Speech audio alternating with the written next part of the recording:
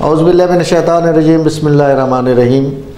अवाम international news के programme बोल अवाम से मैं हूँ आपका मेज़बान चौधरी अरशद ढिल्लों। नाज़रीन, आज़ाद कश्मीर में जुलाई 2021 को मौजूदा हुकूमत की मुद्दत ख़त्म हो रही है और नए इलेक्शन होंगे। जब से पाकिस्तान बना है, चाहे मार्शल लाई दौर भी रहा, आज़ाद कश्मीर में जमहूरी हुकूमतें कायम रहीं। इसी तसलसल में 2021 के इलेक्शन के हवाले से इस वक्त हमारे पास स्टूडियो में मौजूद हैं मेजर रिटायर्ड मुश्ताक अहमद ख़ान सदुज़ई साहब। इनसे आने वाले इलेक्शन के बारे में हम गुफ्तगू करेंगे। मेजर साहब, आपका बहुत शुक्रिया, आप स्टूडियो में तशरीफ़ लाए। आप किताबों के मुसन्नफ़, तारीख़ पे गहरी नज़र, उसके साथ साथ हमें ये भी मालूम है कि आप सियासी मामलात में भी बनज़रे अमीक रखे हुए। तो सबसे पहले मैं आपसे ये पूछूंगा कि आने वाले इलेक्शन में सेंट्रल गवर्नमेंट में इस वक्त पीटीआई की हुकूमत है, तो आप क्या समझते हैं कि पहली रवायात के मुताबिक वहाँ पे इलेक्शन में पीटीआई की हुकूमत ही बनेगी या कुछ और होगा? बिस्मिल्लाहिर्रहमानिर्रहीम। नाज़रीन अस्सलाम वालेकुम। चौधरी अरशद साहब, आपका बहुत बहुत शुक्रिया कि आपने मुझे अपने स्टूडियो में बुलाया और मुझे बात करने का मौका दिया। आज़ाद कश्मीर एक छोटा सा ख़ित्ता है। पाकिस्तान के सूबों के हिसाब से देखा जाए तो आबादी बहुत कम है, लेकिन आज़ाद कश्मीर के अवाम में, वहाँ के जो नौजवान नस्ल है, उनमें इतना शऊर है कि आप सोच भी नहीं सकते। वहाँ का जो पढ़ा लिखा तबका है, पढ़े ख्वानगी का तनासब तकरीबन 80% से ज़्यादा है। वो लोग भी सियासी मामलात में, सियासी उमूर पर गहरी नज़र रखते हैं।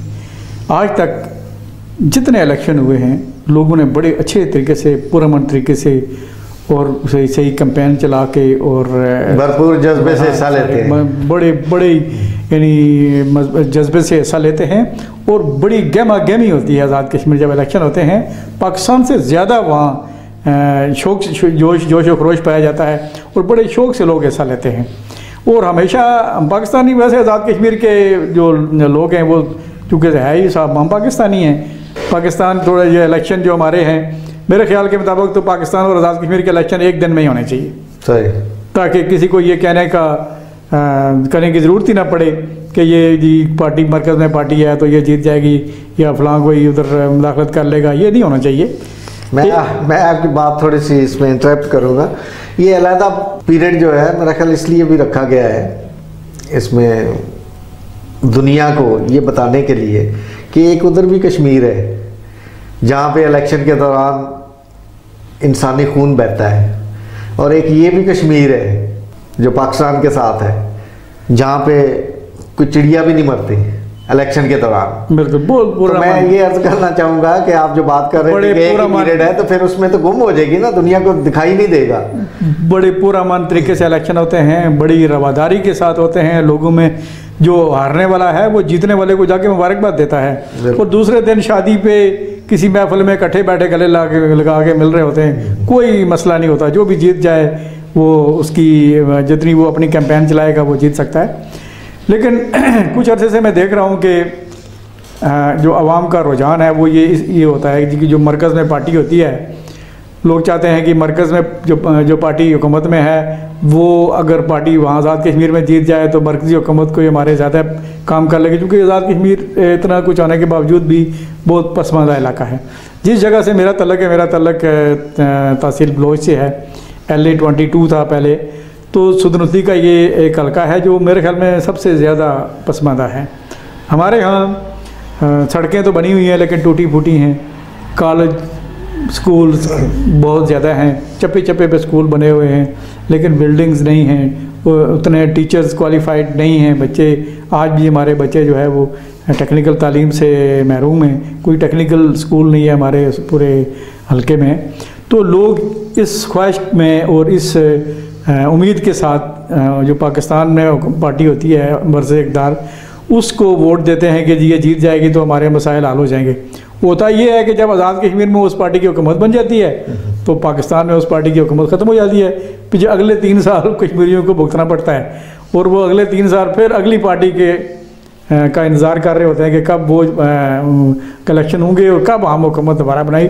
ये तजर्बा जो है ना पिछले 3-4 इलेक्शन में हो चुका है कि जो पार्टी वहाँ 5 साल पूरे करती है, 5 साल पूरे करने के बाद वो खुद इलेक्शन करवाती है और इलेक्शन करवाने के बाद उनकी सीटें रहती है 3-4 रह जाती हैं, सही, अवाम उनको छोड़ देते हैं। तो क्या इस बात का ये मतलब लिया जा सकता है कि अगली आने वाली हुकूमत फिर पीटीआई की बनेगी वहाँ पे? मैं तो ये तो पीटीआई ने तो इक़्तिदार में आने के बाद जैसे रूटीन में होती है कि कोई किसी किस्म की छेड़छाड़ नहीं की है, मैं प्री मैच्योर, ये अभी तक किसकी हुकूमत बनेगी अभी तक प्री मैच्योर है, चूँकि वहाँ 3 जमातें जो है वो मुस्लिम कॉन्फ्रेंस जो है वो आज़ाद कश्मीर की खालक जमात है। मुस्लिम कॉन्फ्रेंस वो जमात है जिसने पहले 19 जुलाई 1947 को करारदाद इलाके पाकिस्तान पास की थी। उस करारदाद पास करने की रोशनी में हमारे लीडरों ने, हमारे आबा व अजदाद ने अपने हाथों से लड़कर ये खिता आज़ाद कराया था। तो मुस्लिम कॉन्फ्रेंस का आज़ाद कश्मीर में कोई मुकाबला नहीं। पाकिस्तान की हमायत याफ्ता कोई पार्टी अगर वहाँ जीतती है फिर भी मुस्लिम कॉन्फ्रेंस उधर ही कायम है और वो उसी पोजीशन में है। आज सरदार अतीक अहमद खान उसके कायद हैं और मेरे ख्याल में सरदार अतीक अहमद खान एक ज़ीरक सियासतदान है, ज़ीरक पार्लियामेंटेरियन है और उन जैसा मसला कश्मीर पर या इंटरनेशनल मामलात पे नज़र रखने वाला और कोई लीडर नहीं है। ये सियासी पार्टियों के हवाले से इस वक्त वहाँ मुस्लिम कॉन्फ्रेंस, उसके बाद पीपल्स पार्टी, अब पीटीआई अभी आ गई है।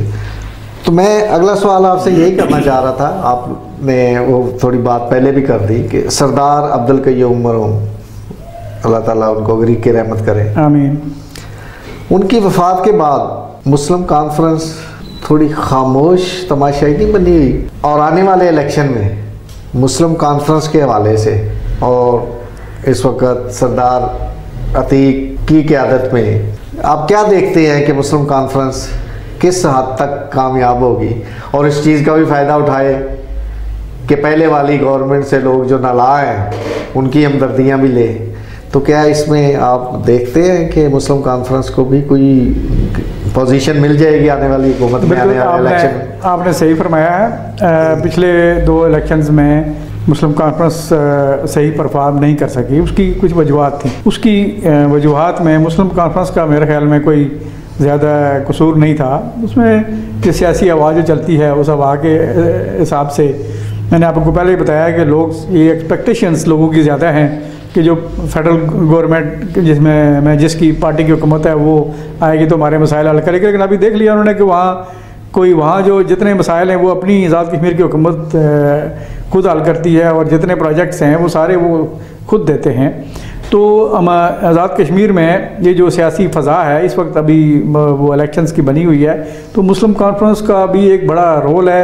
और मुस्लिम कॉन्फ्रेंस अभी से सालार जमहूरियत सरदार सिकंदर याद खान दोबारा मुस्लिम कॉन्फ्रेंस में आ गए हैं और उसके आने से उनके जो सियासी जदोजहद है उसमें तेज़ी आ गई है और वो का पार्टी मजबूत हो गई है और मुझे उम्मीद है कि इंशाल्लाह अच्छा परफॉर्म करेगी। सबसे अहम सवाल आपकी ज़ात के हवाले से जी, सियासी नुक्ता नज़र आपका, सियासी नज़र आपकी, और इस वक्त आप इस पोजीशन में भी है कि आप इलेक्शन भी लड़े तो लड़ सकते हैं, तो क्या ख्याल है आने वाले इलेक्शन में इंशाल्लाह ऐसा कोई माहौल बनता हुआ नज़र आ रहा है?